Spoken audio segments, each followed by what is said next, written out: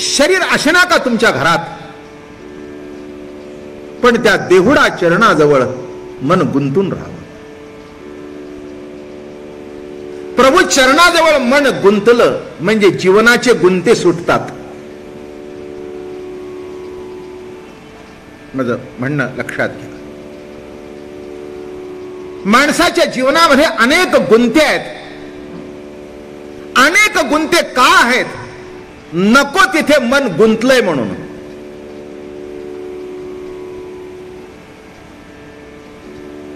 प्रभू चरणाजवळ मन जेव्हा गुंतून राहील तेव्हा जीवनातले गुंते आपोआप सुटतील.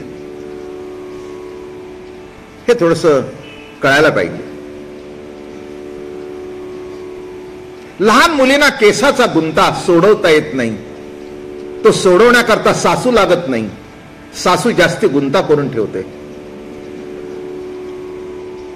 पण गुंता सोडवण्याकरता आई लागते. तसं जीवनातला गुंता सुटण्याकरता प्रभूचे चरण आणि संतांची संगत लागते. उद्धवा त्वा यार्थी बहुत न करावी व्युत्पत्ती, धरोनिया संत संगती आणि संसार गुंती उगवावी. भागवतकार म्हणतात, नाथ बाबा, उद्धवा त्वा यार्थी बहुत न करावी व्युत्पत्ती, धरोनिया संत संगती संसार गुंती उगवावी. संसाराचा गुंता जर उगवायचा असेल इतकं सोपं नाही आहे. इथे बसून जितकं सांगणं सोपं आहे तितकं कृतीत उतरणं फार अवघड आहे. जो तो कीर्तनकार येतो म्हणतो देह वाईट आहे आणि देहानेच कीर्तन करतो. जो तो म्हणतो संसार वाईट आहे पण संसार त्यालाही सुटत नाही ना ऐकणारलाही सुटत नाही. काय असतं, एक विचार गृहीत धरायचा आणि त्याची मांडणी करत बसायची. ते जमतं किती याच्याबद्दल विचारच नाही. म्हणून कृष्ण भगवंताच्या जीवनामध्ये दोन्ही अंगाचा स्वीकार आहे. त्याज्य काही नाही. जे विषय त्याज्य आहेत असं आतापर्यंत वर्णन केलं गेलं त्या विषयाचं वर्णन करून शुकाधिक भागवत कथा सांगू लागले. काल ओवी म्हटली होती मी, विषय जिनोनी जन्मले ते शुकाधिकही दादुले, ते विषयोची वाणिता झाले भाट दयांचे. असं सांगतात की मद भागवत ग्रंथाचे 12 स्कंद म्हणजे 12 अवयव भगवंताचे. त्याच्यातलं दशमस्कंद हे हृदय आणि रास पंचाध्यायी हे भगवंताचे पंचप्राण. रास पंचाध्यायी भगवंताचे पंचप्राण आहेत. तेव्हा त्या रासेमध्ये, रास शब्दाचा अर्थ अनेक रसांचं अविभंजन नामे रास. अनेक रसांचं अविभंजन नामे रास. ज्यांना रास कळली नाही ते तमाशाकडे वळले आणि ज्यांना रास कळली ते संत झाले. माझं बोलणं कळलं का? मी नेहमी सांगतो, ज्यांना कृष्ण कळला ते संत झाले, कळले नाही ते कुठे गेले बघा. म्हणजे वैशिष्ट्य आहे ना. तमाशातल्या लोकांनाही कृष्ण आवडतो आणि आमच्यासारख्या भक्तांनाही आवडतो. म्हणजे दोघांनाही वाटतं हा आपल्यातला आहे. गण गवळण असल्याशिवाय तिकडे सुरुवात नाही आणि राम कृष्ण हरी म्हटल्याशिवाय इकडे सुरुवात नाही. याचा अर्थ एकच आहे, हरी येथे रे हरी तेथे रे आणि हरी वाचोनी न दिसे रिते रे. सर्वांगाचा स्वीकार ज्यांनी केला बर का. युद्ध केलं, युद्ध थांबवलं, करावं म्हणून उपदेश केला, आपल्या हाताने रचना केली आणि आपल्या हाताने नष्ट करून गेला. म्हणून हा कृष्णाचा सुद्धा गुंता लवकर समजत नाही. राम सरळ, एक बाणी, एक वचनी, एक पत्नी. एक पत्नी असलं म्हणजे पतन नाही. एक बाणी, एक वचनी, एक पत्नी राम. पण याचं काही सगळं निराळच हो, सगळं अलौकिक. आणि एक सांगतो, अलौकिक आहे म्हणून तो कृष्ण आहे. सर्वसामान्यासारखं त्याचं जर जीवन असतं तर त्याला पूर्ण अवतार कुणी म्हटलं नसतं. अंश अवतार, पूर्ण अवतार, आणि हा पूर्णतम अवतार, हेच या अवताराचं वैशिष्ट्य आहे. आणि म्हणून एक विचार सांगतो. चालू होतं मागच्या वर्षी, ब्रह्म आहे गोकुळामध्ये पण ते निर्गुण नाही.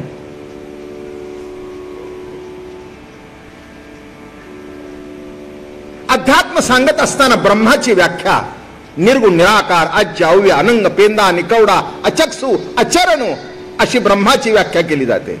बृहत म्हणजे सगळ्यापेक्षा जे मोठं ते बृहत, बृहत म्हणजे ब्रह्म, अशी ब्रह्माची व्याख्या केली जाते. सगुण साकार ब्रह्म नाही, निर्गुण निराकार. पण गोकुळामध्ये, वृंदावनामध्ये असं आहे, ब्रह्म आहे पण निर्गुण नाही, गुण साकार. आणि शेवटी मला असं वाटतं, निर्गुण हा विचार आहे आणि सगुण हे दर्शन आहे.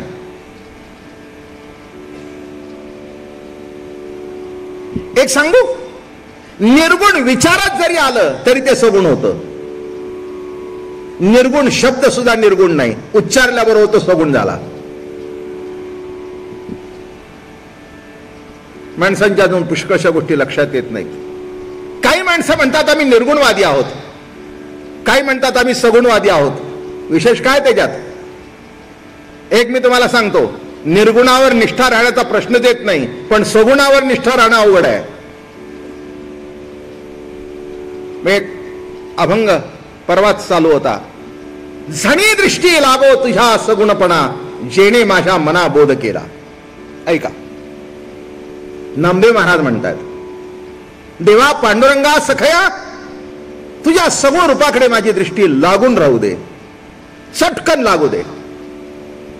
ते म्हणाल आता सगुणाकडे दृष्टी लागणं म्हणजे काय? एक सांगतो, निर्गुणाची उपासना सोपी आहे. अनेक माणसं म्हणतात अवघड आहे, मी म्हणतो सोपी आहे. विचार आहे का, पटलं तर घ्या, नाही तर सोडून द्या. इथे काही तसं काही आग्रह नसतो कोणचा. मला जे पटलं, माझ्या 70 वर्षाच्या आयुष्यात जे कळलं ते सांगतो. एक सांगू, निर्गुणामध्ये पटायचंय काय? पटलं म्हटलं तर काय पटलं ते सांगा. नाही, पटलं म्हटलं तर काय पटलं ते सांगा. तेव्हा निर्गुणाचा प्रश्न माझ्या दृष्टिकोनातून विशेष नाही आहे. पण एक सांगू, सगुण उपासना भयंकर अवघड. तुम्ही म्हणाल डोळ्याने दिसते ना अवघड, अहो म्हणूनच तर अवघड आहे. हे बघा, माणसं मेल्यानंतर म्हणजे निर्गुणात गेल्यानंतर, बरं का पाटील साहेब, त्यांच्या पाया पडणं सोपं. म्हणून बापाच्या मेल्यानंतर जितक्या मनापासून पाया पडतात तितका असताना पडत नाहीत, कारण असताना बाप सगुण आहे ना. माझं बोल काय म्हटलं, विचार ऐकून ठेवा म्हणजे माझे विचार कळतील मला काय सांगायचंय. हे अनुभवातून तयार झालेले विचार आहेत बरं का. आयुष्य गेलं याच्यातच. सगुण उभं राहिलं की दोष दिसतात, आहे ना. कोणी असू दे, बाबा महाराज तर द्या सोडून. राम उभा राहिला तर दोष दिसतोय, कृष्ण उभा राहिला तर दोष दिसतोय. कोणची सगुण वस्तू असू दे आणि त्याच्यात दोष दिसत नाही असं घडतच नाही. एकाला पटलं म्हणजे दुसऱ्याला पटतं असं समजू नका. सगुण म्हटलं की दोष आलेच. काय सगुणाचं आश्चर्य आहे. म्हणून कृष्ण असताना पटला नाही, राम असताना पटला नाही. आणि एक लक्षात ठेवा, श्रद्धा ठेवायचा असता अर्थ असा आहे की सर्व दोष जाणून हाच माझा देव आहे, हाच माझा गुरु आहे, याच्या चरणाशिवाय जीवनाचा गुंता सुटणार नाही, या प्रतिती निश्चयाने त्याच्या चरणाजवळ राहणं हे अवघड आहे. सगुण उपासना इतकी सोपी नाही आहे.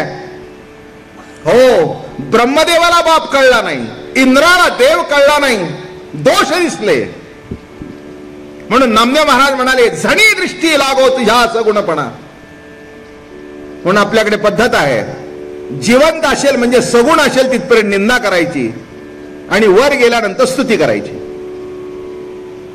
जिवंत असल्यानंतर शिव्या द्यायच्या आणि मड्याला हार घालायचे. किती आश्चर्य आहे. सगुण निर्गुण सांगतोय बरं का तुम्हाला. काय काय सांगितलं मी?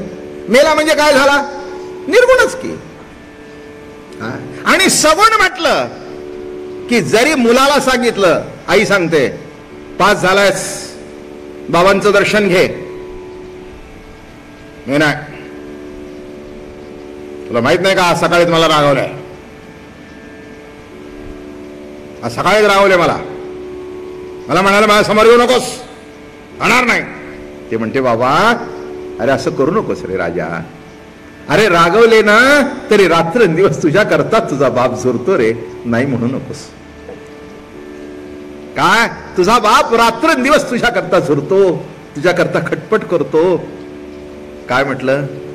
जन्म देणाऱ्या सगुण बापामध्ये दोष दिसतात आणि मेल्यानंतर बाबा.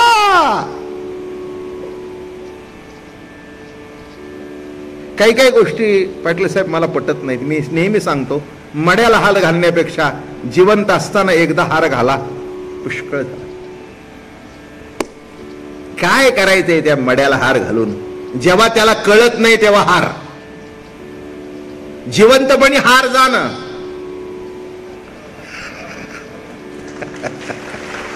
काय म्हटलं मी?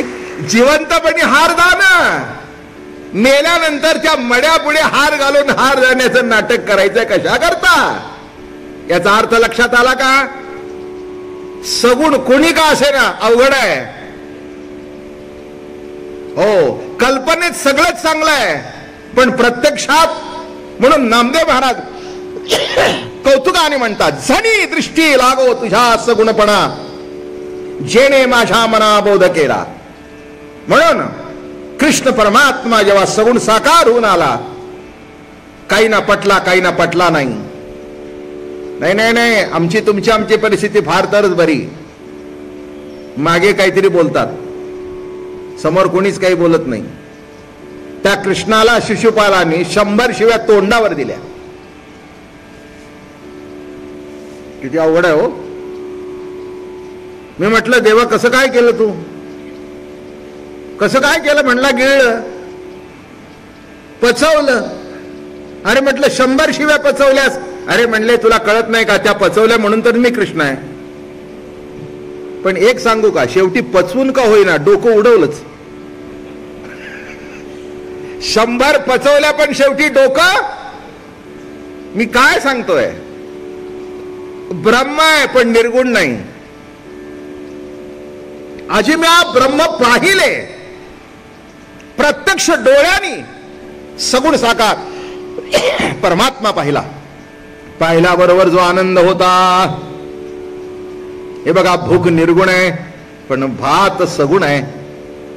सगुण भाताशिवाय निर्गुण भुकेची तृप्तता होत नाही. काय सांगतं कळलं का? पुष्कळला सांगतोय पण पुन्हा पुन्हा ऐका म्हणजे पक्क होईल. काय? हो, भुकेमध्ये सुद्धा सगुण निर्गुण आहेच. भूक दिसते का? नाही. जेव्हा तुम्ही बायकोला म्हणता, आईला म्हणता मला भूक लागली आहे, जरा बायको पानसट होती. आधुनिक काळातली होती. ते म्हणले हे बघा, असं उगीच असं तसं बोललेलं मला आवडत नाही. लागलेली भूक दाखवा मग वाढते. भूक लागलेली दाखवा मग वाढते. तो म्हणाला लागली आहे हे दाखवता येत नाही, ताट पुढे ठेव म्हणजे दाखवतो कशी लागली ती.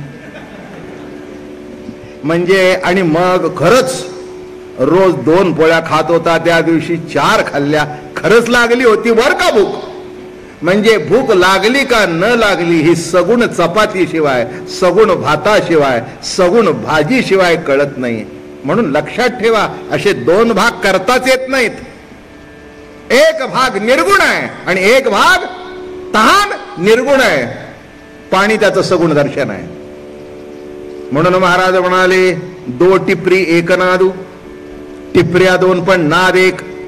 तसं सगुण निर्गुण परमात्मा काही वेळेला सगुण आहे, काही वेळेला निर्गुण आहे, म्हणून निर्गुणाशिवाय सगुण नाही आणि सगुणाशिवाय निर्गुण नाही, पण निर्गुण जाणीव येत असावं आणि सगुणामध्ये तृप्ती असावी.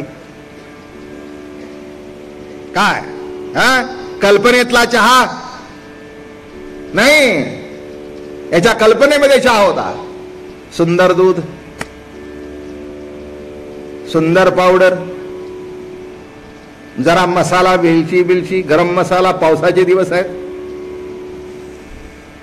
बरं का, अगदी सुंदर चहा केला. काय अहो, पण काय सांगू, तासभर झाला तर पुढेच येईना. बायको नुसती विचारते, नवीन मसाला आणलाय, घालू का? तो म्हणला, आता विचारणं पुष्कळ झालं, येऊ दे माझ्या तोंडात जाऊ दे, एकदा सगुण दर्शन होऊ दे. एक सांगू का, आत्ताच वारी संपली. निर्गुण परमात्मा, निर्गुण ध्यान प्रत्येकाच्या अंतःकरणात होतं, पण सगुण बघण्याकरता 150, 200, 400 मैल चालत गेले. काय आमच्या पंढरीच्या वारीचं मोठं वैशिष्ट्य आहे. पंढरीला जातात का हो, निघाला नाही हो, नाही हो, का दर्शन झालं नाही. किती आश्चर्य आहे. आणि तिथे जाऊन चरणावर मस्तक झाले की असा येतो एकदम फुललेला. काय निघालो निघालो, हो का दर्शन झालं. माझं म्हणणं कळलं का, किती सगुणाची ओढ आहे. कल्पनेत मुलगा असून जमत नाही, मांडीवर यावा लागतो. आणि मांडीवर मुलगा आल्यानंतर त्याला खेळवताना, त्याला नाचवताना जो आनंद, आपल्या कल्पनेत, आपल्या मनात जो मुलगा आहे तो सगुण रूपाने मांडीवर येणं, ही संसाराची सांगत आहे. तसं निर्गुण निराकार परमात्मा हे सत्य आहे, पण सगुण दर्शन ही तृप्तता आहे. आणि त्याच्याकरता गोकुळामध्ये भगवान सगुण रूप धारण करून आले. म्हणून म्हटलं ब्रह्म आहे पण निर्गुण नाही. देहुडा चरणी वाजवितो वेणू, वाजवितो वेणू. काय म्हणतायत, देहुडा चरणू, देहुडा चरणू कसा उभा आहे. त्रिभंगी देवुडा ठाण मांडून माय. 3 ठिकाणी वाकलाय. त्रिभंगी देवुडा, हातामध्ये बासरी आहे, मान वाकलेली आहे, गाईला टेकून उभा आहे आणि हात राधिकेच्या खांद्यावर आहे. तात्विक दृष्टिकोनातून अर्थ सांगतो थोडासा. गो इंद्रियांचं कुळ नामे गोकुळ, इंद्रिय नामे गाई. आणि इंद्रियांना वळवतो तो गोवळ. अर्थ काय, इंद्रियांना वळवतो तो गोवळ. कुणाला गोवळ म्हणावं, कुणाला काय म्हणावं हे थोडस समजणं आवश्यक आहे. गो इंद्रियांचं कुळ, पंच ज्ञानेंद्रिय, पंच कर्मेंद्रिय, 11वं मन, 12वी बुद्धी, हे कुळ कशाचं, गो इंद्रियांचं कुळ. आणि त्या इंद्रियांना वळवणारा गोवळ. तात्विक दृष्टिकोनातून कृष्णचरित्र थोडस माहिती असणं आवश्यक आहे. तुम्ही म्हणाल कृष्ण आम्हाला गोकुळचा माहिती आहे, पण त्यापेक्षा पुढचा कृष्ण आहे. यासी पाहता हो हृदयस्थ पाहिला. कोण पाहिला, हृदयस्थ परमात्मा. गोकुळ, गोकुळ पुढे सांगू का, गो इंद्रियांचं पालन करतो तो गोपाळ. गो इंद्रियामधून प्रभू प्रेमाचा रस पिते ती गोपी. इंद्रियातून विषयांचा रस पिणारे तुम्ही आम्ही. कशाचा रस पिता नाही का, कशाचा रस पिता, विषयांचा रस. शब्द स्पर्श रूप रसगंधे 5 विषय आहेत. किती विषय आहेत, 5 विषय. मग हे पंचविषय जे आहेत, शब्द स्पर्श रूप रस गंध, त्याच्यातून कशाचा रस पितो, विषयांचा रस पितो. पण गोइंद्रियामधून प्रभू प्रेमाचा रस पिते ती गोपी. अहो विषयांचा रस तर सगळेच पितात, कोण पित नाही. त्याच्याकरता खटपट आहे. उत्तम जेवण, बरोबर आहे ना, उत्तम कपडे, उत्तम कानाला गाणं, सगळं उत्तम, उत्तम स्त्री, सगळं उत्तम. पण लक्षात घ्या, विषयातून तृप्ती त्या वेळेपुरती होत असेल, त्या वेळेपुरती होत असेल, पण अखंड तृप्ती त्याच्यातून होत नाही. अखंड तृप्ती करता कृष्ण चरित्र ऐकावं. साधी तृप्ती आहेच. बघा, चहा पिला की तेवढं संपलं. स्त्री आवडीची असेल, तिचा भोग घेतला, संपलं. कानाने गाणं ऐकायचं, ते सुद्धा किती वेळ ऐकायचं त्यालाही मर्यादा आहे, पुढे तेही संपलं. उत्तम कपडे जाताना घातले, अगदी अंगावरचा सूट 10,000चा आहे, जाताना रुबाब मध्ये घालून गेला, येताना कोट असं खांद्यावर लोंबकळत आणला. बघा ना, हे मोठे मोठे कंपनीमध्ये जाताना अगदी असे मोठे टाय बी अगदी विंडसर नॉट बांधून जातात. हे समोसा नॉट, टायच्या नॉट 2 असतात, एक उभी आणि एक समोसा. मी आपलं बांधत होतो म्हणून सांगितलं. एक काळ असा होता की 3 पीस सूट घालत होतो मी, आणि या टाय कशा बांधाव्या त्याची नावं विवेकान कॉन्व्हेंटमध्ये स्टुडंट झालं. मग त्याच्यानंतर बिझनेसही मोठा होता, ऑफिसमध्ये जाताना रोबाबमध्ये जायचं असं, बोट टाय बांधून अगदी. आताचा भाग निराळा आहे. सगळे वेश ज्याच्यामध्ये आले असा हा पारमार्थिक वेश आहे. या वेशाने मी बदललो आणि या वेशाने तुम्हालाही बदलायचंय. जो बदलता येतो तो वेश निराळा, पण जो वेश बदलायचा नाही आणि बदलावा वाटत नाही असा एकच हा पारमार्थिक वेश, सुंदर वेश आहे. याच्यामध्ये आवेश नाही, याच्यामध्ये द्वेष नाही. शब्द कळले? याच्यामध्ये आवेश नाही, याच्यामध्ये द्वेष नाही. एक फक्त आहे, पिया मिलन की आस. काय आस आहे? पिया मिलन की आस, पिया पिया मिलन की आस. कशाची आस आहे? ज्या प्रभूने मला जिवंत ठेवलं त्याचं एकदा सगुण साकार दर्शन व्हावं, असा भेटावा की त्याच्या गालावर गाल ठेवता यावा, असा भेटावा त्याचा हात हातामध्ये हात घ्यावा, असा भेटावा की मला त्यांनी आपल्या आलिंगनात घ्यावं. आणखीन काय पाहिजे? किती भाग्य असेल नाही? सामान्य पतीशी जवळीक साधली तर बाई भाग्यवान समते. विश्वाचा जो पती, देहाचा पती, मनाचा पती, चित्ताचा पती, जो प्रभू सगुण साकार होऊन जर समोर उभा राहिला तर ते आलिंगन काय असलं पाहिजे, ती भेट काय असली पाहिजे, त्याच्याकरता ही तळमळ आहे. म्हणून म्हटलं पिया मिलन की आस. पिया जो आहे, प्राण पिया. माणसांना अर्थच कळत नाही. त्यांना असं वाटतं कुणावर तरी प्रेम करणारा. अरे मला कुणावर प्रेम करणारा नको आहे, जो तुमच्यावर प्रेम करतो तो प्राण प्रिया. तुम्ही त्याच्यावर प्रेम करता की जो तुमच्या देहावर प्रेम करतो. माझं बोलणं कळलं? तुम्ही कुणावर प्रेम करता? जो तुमच्या देहावर प्रेम करतो. प्रेम त्याच्यावर करा जो केवळ तुमच्यावर प्रेम करतो. प्रियाची परमसीमा तो माऊली भेटे आत्मा, ती खेवी आटे दिंडीमा संसारिक हे. का गवळणींना कृष्ण आवडत होता? त्यांना असं वाटत होतं हा देव नाही आहे. देव म्हणण्यामध्ये एक अंतर निर्माण होतो. तो देव, मी जीव, तो देव. तो सर्वज्ञ, मी अल्पज्ञ. तो सर्वशक्तिमान, मी अल्पशक्तिमान. हा भेद वेदांत शास्त्र सांगताना आम्ही असंच सांगतो. सर्वशक्तिमान, अल्पशक्तिमान. पण प्रेमामध्ये सत्ता पालटते. प्रेमाचं ऐश्वर्य निराळा आहे. जगत वेदांत सांगताना असं आहे, जीव परतंत्र आणि ईश्वर स्वतंत्र. प्रेम सांगताना, भक्ती सांगताना असं आहे की ईश्वर परतंत्र आणि भक्त स्वतंत्र. बघा कसं नातं बदलतं, कसं नातं बदलतं बघा. हो, केवढाही मोठा समर्थ बाप असू दे, पण त्या बाळाने त्याच्या पायाला मिठी मारली तर बाप जागचा हालत नाही. पेलवान बाप,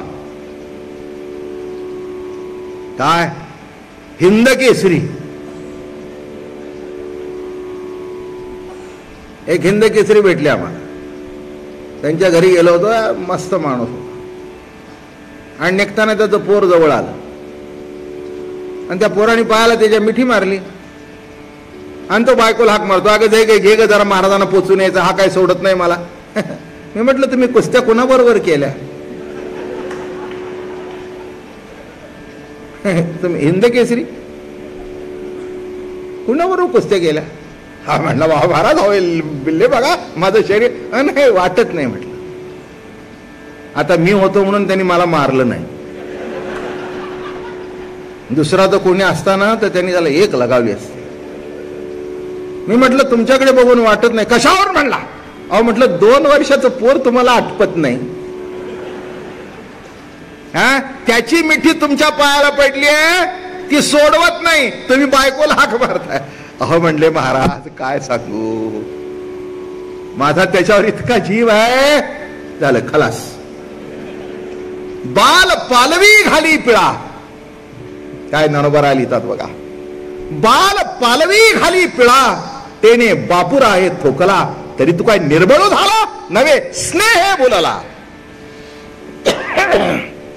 काय सांगतात? निर्बळ झाला नव्हे स्नेह बोलला. तसं अनंत कोट ब्रह्मांड नायक कर्तुम अकर्तुम अन्यथा कर्तुम ज्या परमात्म्याची शक्ती आहे, तो परमात्मा भक्तीने असा परतंत्र होतो बर का. आणि म्हणून कृष्ण चरित्रामध्ये माधुर्य रसाला प्राधान्य आहे. सबंध गोकुळामध्ये वृंदावनामध्ये माधुर्य रसाचा ओसंडून वाहत होता. म्हणून तिथे कधी म्हणायचं नाही कृष्ण घाबरला नाही, तिथे हेच म्हणायचं की कृष्ण घाबरला. कृष्ण लटलट कापू लागला, देव आहे कापतो का? हे सगळं संपलं, मजा संपली. अहो बायकोनी तुम्हाला प्रेमाने जेवायला वाढावं. आज बघा, आज की नाही कर्जा केलात, अर्धी घेता का? तुला अक्कल नाही का? त्याला वाटोळ झालं त्या बायकोचं ना आपले. अक्कल नाही तुला? Don't you understand? मला जेवढं खायचं तेवढं मी खातो ना, असं कुठे बोलायचं असतं का? सगळं माधुर्य रसाचा चुराडा झाला. मग ती म्हणते हे बघा मला माहिती आहे तुम्हाला त्रास होतो, पण मी तरी कुणा करता केलं? एक नाही एक घास. बर बर बर आण, तू म्हणतेस तर छान झाले. तर खरं सांगू का, मला मनापासून वाटते अजून 2 खावे. जरा असा माधुर्य रस टाकायला शिका, निदान घरात तरी राहू द्या जगात.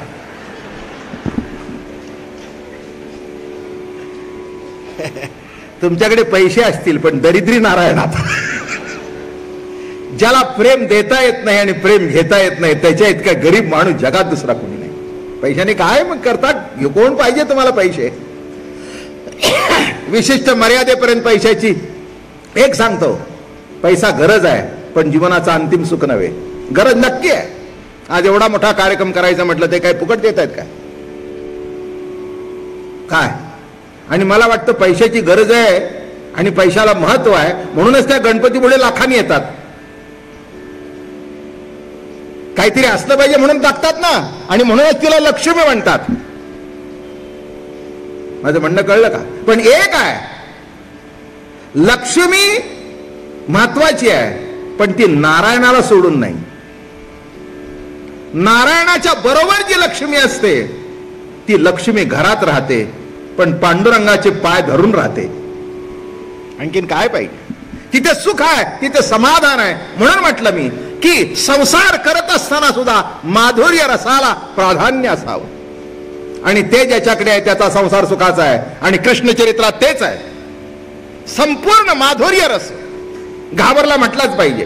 कोणती बाई असली की नाही ती आपल्या मैत्रिणीमध्ये बसली मी सांगते, खरं सांगू का, ते एरवी कोणाला घाबरत नाहीत पण मला घाबरतात बरं का.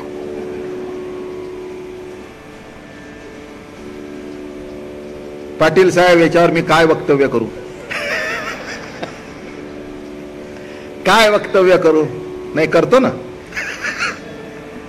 काय काय करू एकच सांगतो. तिला सांगताना जे आपण सुद्धा म्हणावं, हो हो खरंच मी कोणाला घाबरत नाही, पण तिला घाबरतो बरं का. अहो काय तुम्हाला सांगू, पुढचा आठवडा मजेत.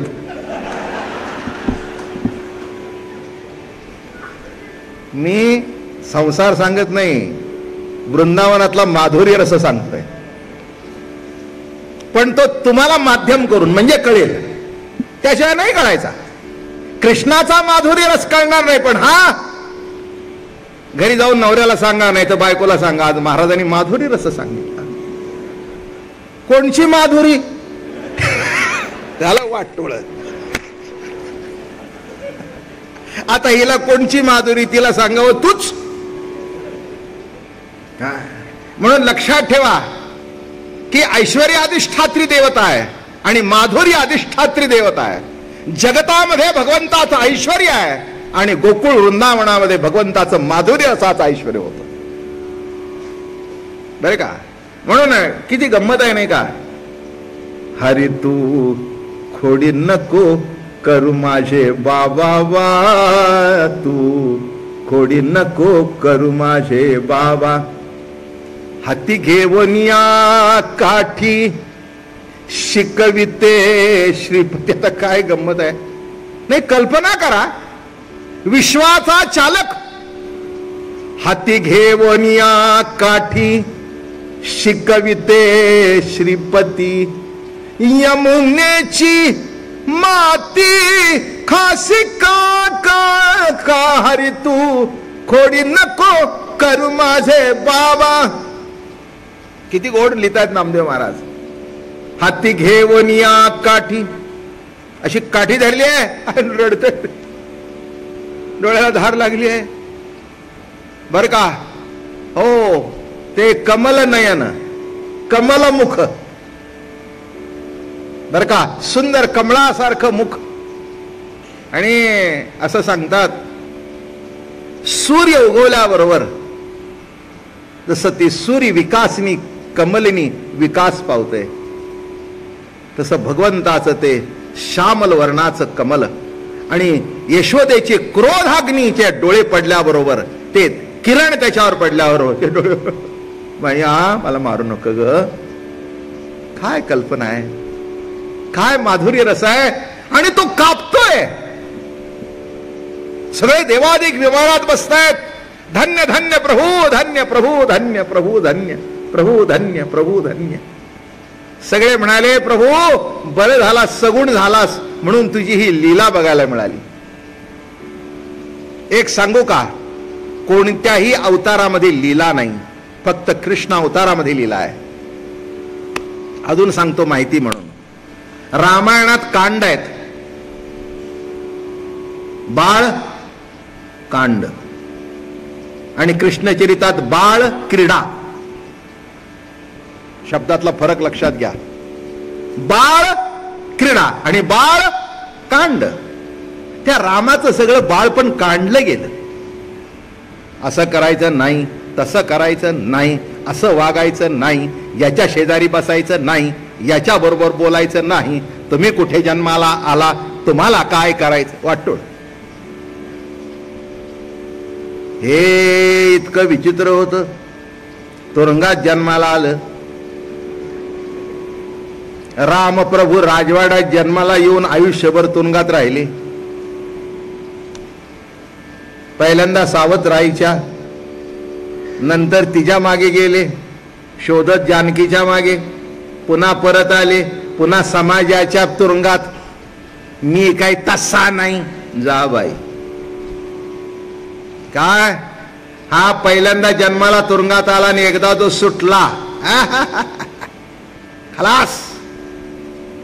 त्याच्या मनात आलं तेच खरं, खरंच आहे, त्याला देव म्हणावं. काय सांगू, लीला. किती गोड शब्द आहे नाही लीला. एकदा धार काढायला बसला होता. फारच गमतीदार चरित्र आहे. धार काढायला बसला आणि तितक्यात राधा आली. आता हा राधेच्या नादी लागलेला. रमण स्वरूपाची जिला धारणा होती ती राधा,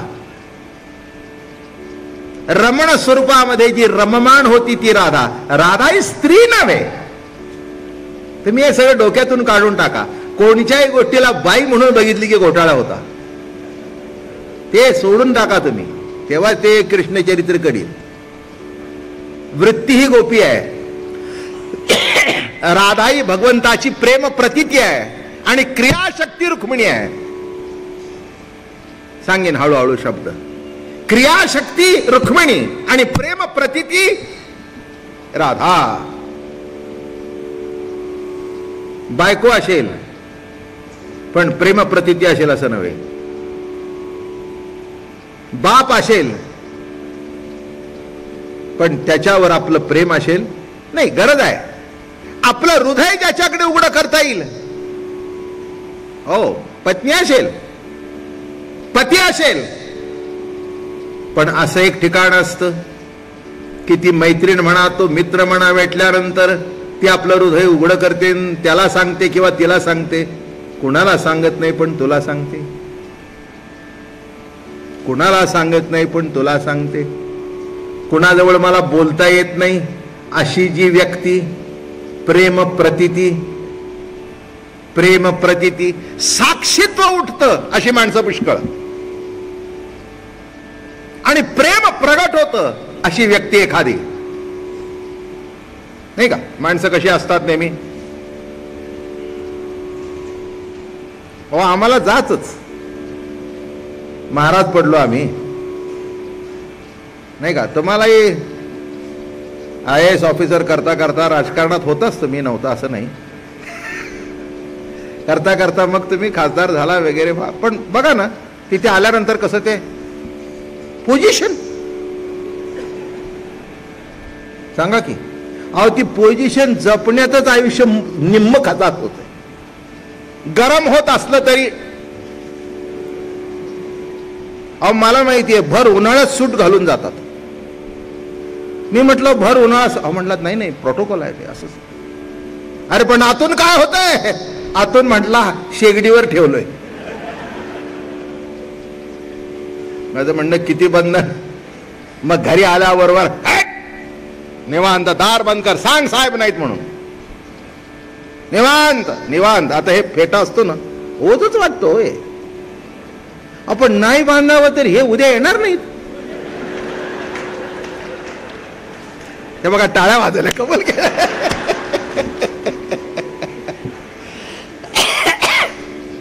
काय किती ते ओझ, एवढा जवळजवळ 9 मीटरचा फेटा डोक्याला बांधायचं तुमच्या पुढे. मग जाताना अगदी एकदा गाडीत गेलं मागे फेकून दिलं की वा शांत वाटतं. पण इथे बांधलंच बाई, खांद्यावर शाल नाही तर उपरणं पाहिजेच, नीटनेटकं पाहिजेच. का काहीतरी बंधन आहेत, बंधन आहेत. ठीक आहे, विशिष्ट मर्यादापर्यंत ती बंधनं, पण या कृष्णाने असं केलं, सगळं दिलं दुखारून.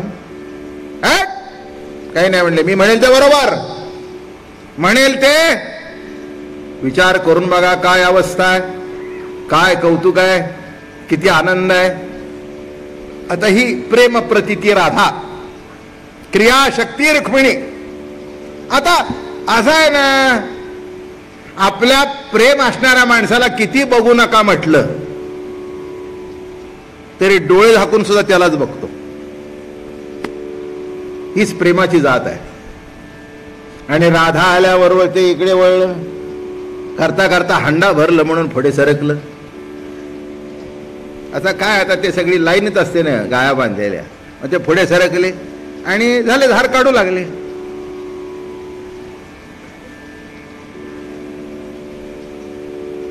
तुम्हाला काय सांगू, मैया आली तिथून तिने बघितलं. ते म्हणले कृष्णा बघतोयस कुठे, धार कुठे काढतोयस, आणि तू बघतोयस का कुठे बसलायस. अरे बैलाच्या खाली बसलायस. अभंग आहे नामदेव महाराजांचा, माझ्या गाठचं काही सांगत नाही. अरे तू बैला खाली बसलाय. अगं म्हणले, आई तुला माहित नाही, देवाची करणी आगाध आहे. मी बसलो तेव्हा 4च होतं, आता येतं 1 झालं.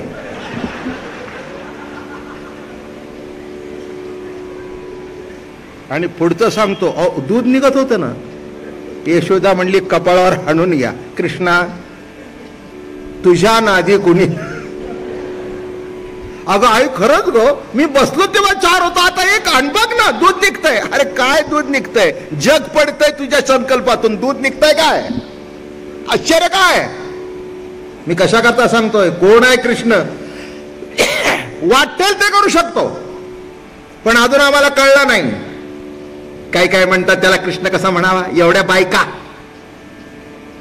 अरे बाई नाही, ती वृत्ती आहे, वृत्ती आहे. आणि एक तुम्हाला सांगतो, गोकुळामध्ये ज्या बायका आल्या होत्या की नाही, स्त्रिया होत्या ना गवळणी, त्या सामान्य नव्हत्या. राम अवतारामधल्या होत्या, कृष्ण मागच्या अवतारातल्या होत्या, श्रुती होत्या, अनेक अवतारातल्या त्या स्त्रिया होत्या. मी तुम्हाला गंमत म्हणून सांगतो, जेव्हा भगवंताला दंडकारण्यामध्ये ऋषीने बघितलं, ऋषीने बघितल्यानंतर त्यांना असं वाटलं याला जाऊन आलिंगन द्यावं, याच्या गालावर गाल ठेवावा. आता हे मर्यादा पुरुषोत्तम, ते म्हणले तुम्ही पुरुष जरी असले तरी अशी मिठी मारायची नाही. त्या ऋषीना वाटलं याच्या गालाचे मुख घ्या. ते म्हणले एवढीच जर इच्छा आहे तर कृष्ण अवतारामध्ये गोपी होऊन या. म्हणून अभंग म्हणतो, याचे भेटी लागी उरते उपवास, सेविली गंगेची तटाके उदास, त्याची या सुकृतासी आजी आले नेनो घोष हो, त्याची या सुकृताशी आज घोष आले. याचे भेटी लागी उरते उपवास, याची भेट व्हावी म्हणून जन्मजन्मांतरी बहु केले सायास. जन्म जन्मांतरापर्यंत बहु सायास केले की हा कृष्ण सखा भेटावा. मी एकच विषय ठेवलाय, सगुण रूपाने दर्शन घडावं. सगुण रूपाने तुझं दर्शन घडावं ही मनामध्ये ओढ होती. म्हणून लक्षात ठेवा, आपल्या कल्पना आहेत त्या निर्गुण आहेत, आणि त्या सगुण झाल्याशिवाय समाधान भेटत नाही. कल्पनेतली नोकरी सगुण लागावी लागते. कोणची वस्तू अशी आहे, पण विद्वान म्हणतात काय सगुण, फॉर द मायनॉरिटीज. म्हणजे परमार्थातले ज्यांना काही कळत नाही त्यांच्याकरता. अरे असं नाही आहे, तुम्हालाच कळलं नाही आहे. माणसं म्हणतात सगळ्या ठिकाणी देव आहे, देऊळ कशा करता. मग सगळ्या ठिकाणी जर देव आहे तर देवळातल्या मूर्तीत नाही का. आर्ग्युमेंट कशी करतात तेच मला लक्षात येत नाही. तुकाराम महाराजांनी एकाला प्रश्न विचारला, अवघे ब्रह्मरूप रिता नाही ठाव, आणि प्रतिमा तो देव कैसा नव्हे. आता एक मान्य आहे, प्रतिमे एवढा देव नाही, पण प्रतिमेत देव नाही असं म्हणता का. असं म्हणता का, प्रतिमे एवढा देव नाही पण प्रतिमेत देव नाही. सर्व ठिकाणी जर परमात्मा आहे तर त्या प्रतिमेमध्ये सुद्धा देव. म्हणून असा हा परमात्मा गोइंद्रियांचं कुळ गोपाल असा अवतार घेऊन आला. आणि काय तुम्हाला सांगू, लीला सुरुवात केली. लीला त्याला म्हणावं की जे करत असताना आनंद मिळतो. खेळ कशाला म्हणावं, सध्या चाललाय तो फिक्सिंग, त्याला काही खेळ म्हणतात का. खेळ नाही.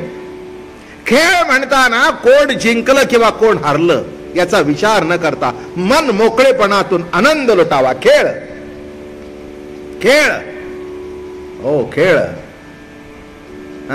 संसार करत असताना सुद्धा उगीच अहंकार ठेवून संसार करू नका, संसार होणार नाही. काही काही पुरुष मी बघितले बाहेर सगळ्याशी असं बोलेन, घरी आलं की. मी एकाला विचारलं, एवढे डोळे वटारून घरी काय येतं, जरा बारीक करून या की. बरं काय पाटील साहेब, माझा जरा अधिकार नीट पडतो त्यामुळे विचारू शकतो मी. बरं त्यांनाही काही तसं बोलता येत नाही. मी म्हटलं जरा नीट डोळे करून या की. ते म्हणले, बाबा महाराज तुम्ही जर असं बोलायला लागलं तर मला घरातलं कोण घाबरायला नाही, पण तुम्हाला असं का वाटतं मला घाबरलं पाहिजे? तुमच्याकडे बघितल्यानंतर प्रेम वाटावं असं का वाटत नाही? तुम्हाला बघून घबराट निर्माण झाली पाहिजे. म्हणजे तुम्ही पोलीस ऑफिसर आहात का कोण आहात? कशा करता सांगितलं?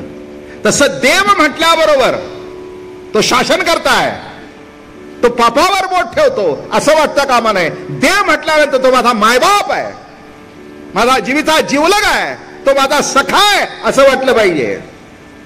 आणि ही दृष्टी वारकरी संप्रदायात आहे. विठ्ठल बाप माय चुलता, विठ्ठल भगिनी आणि भ्राता.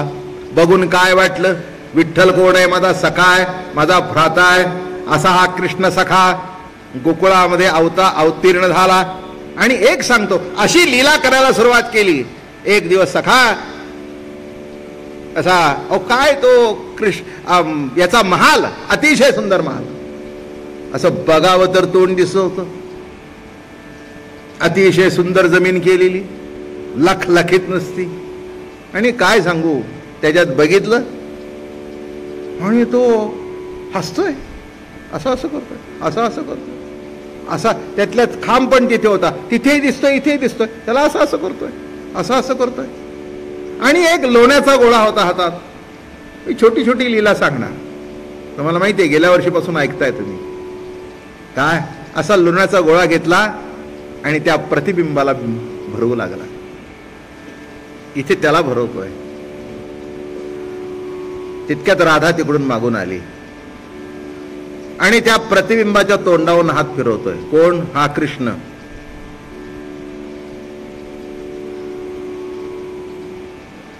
असं करतोय. राधेने बघितलं.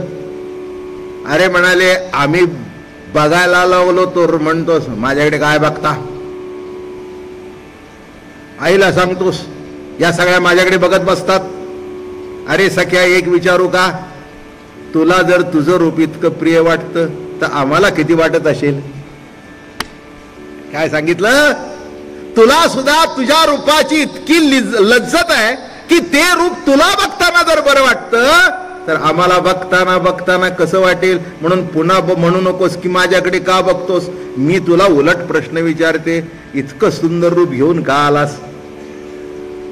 राजस सुकुमार मदनाचा पुतळा, राजस सुकुमार मदनाचा पुतळा, रवी शशिकळा लोपलीये, रवी शशिकळा लोपलीये, कस्तुरी मळवट चंदनाची उटी, रुळे माळ कंठी वैजयंती, मुकुट कुंडले श्रीमुख शोभले, सुखाचे ओतिले सकळही. भरभर का म्हटलं? पुढचं मजेशीर आहे. तुका म्हणे तुम्ही व्हागे एकिसावा, सकळही तुम्ही व्हागे एकिसावा. का? तुका म्हणे जीवा धीर नाही. काय झालं? गर्दी होती खूप आणि या प्रभूला बघायचं होतं. ही मध्ये येते, ती मध्ये येते, ती मध्ये, कारण प्रत्येकालाच बघावं, प्रत्येकालाच बघावं, प्रत्येकालाच बघावं. मग तुकाराम महाराज म्हणतायत, सकळही तुम्ही व्हागे एकिसावा. का? तुका म्हणे जीवा धीर नाही. तुका म्हणे जीवा, हे बघा, सगुण बघण्याकरता तुकाराम महाराजांच्या मनात धीर नाही. तुकाराम महाराजांची तत्वज्ञानाची बैठक सांगू का? अनुरेणू या थोकडा तुका काशा एवढा. अध्यात्माची बैठक बघितली का? आणि सकळही तुम्ही व्हागे की सवा. मला बघू दे, बघू दे, ते सगुण दर्शन घेऊ दे. म्हणून लक्षात ठेवा, सर्व सगुण दर्शनाचा, सगुण रूपाचा परिपाक म्हणजे कृष्ण. परिपाक म्हणजे कृष्ण. म्हणून इथे म्हणतात, कृष्ण मूर्ती होय गे, कळवाली सोय गे. आणि कोण भेटला? प्राणाचाही प्राण पाहता. प्राण नाही, प्राणाचाही प्राण. कोण बघितला? प्राणाचाही प्राण पाहता, सुख सांगो काय गे. एक सांगू का, प्राण दिसत नाही, गेलेला दिसतो का? नाही, गेल्यानंतर दिसतो, पण गेलेला दिसतो का? गेल्यानंतर कसा दिसतो?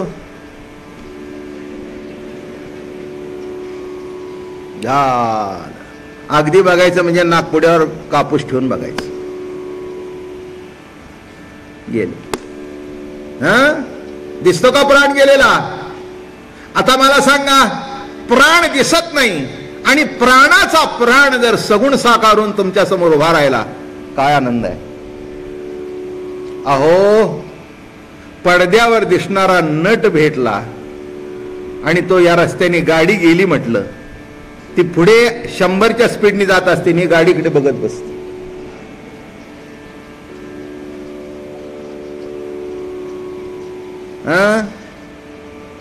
सगळ्या पावडरची पुटं लावून चांगला दिसतो, त्याच्या मागे एवढे धावता, तर सगळे गाल, सगळी नाकं, सगळे डोळे ज्याच्यातून प्रगट झाले, तो जर नाक घेऊन आला असेल तर ते विश्वातलं सुंदर नाक असेल, तो डोळे घेऊन आला असेल तर विश्वात ते सुंदर डोळे असतील, आणि असा जर समोर उभा राहिला असेल तर काय आनंद असेल, काय आनंद असेल. ते डोळे भाग्यवान. म्हणून नाथ महाराज म्हणाले, प्राणाचाही प्राण पाहता सुख सांगो काय गे. तुळशी माळ गळा गे, कस्तुरीचा टिळा गे. अशाच प्रभूचं दर्शन आपण रोज घेत राहू, रोज घेत राहू. मी काही एवढा मोठा कीर्तनकार, प्रवचनकार नाही, पण एक मनामध्ये खरंच मनापासून तळमळ आहे. पाटील साहेब, एक दिवस का होईना, केव्हा यात्रा संपेल त्याच्यापूर्वी त्याला प्रेमाने बिलकता यावं.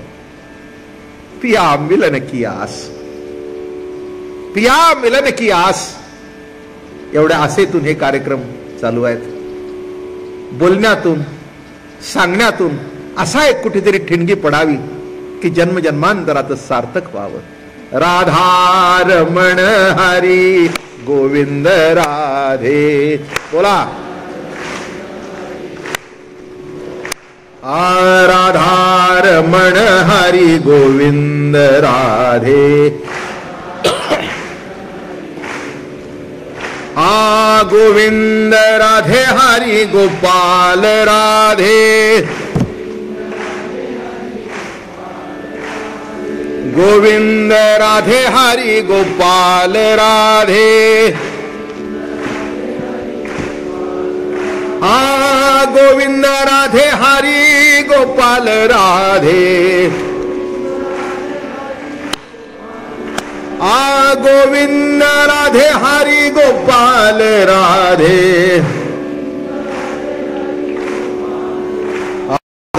रमण हरी गोविंद राधे.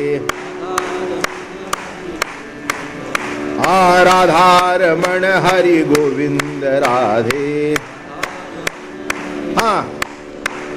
राधा रमण हरी गोविंद राधे. पुंडलिका वरदे हरी विठ्ठल. श्री ज्ञानेश्वर महाराज, तुकाराम महाराज, सद्गुरु दादा महाराज, अप्पा महाराज.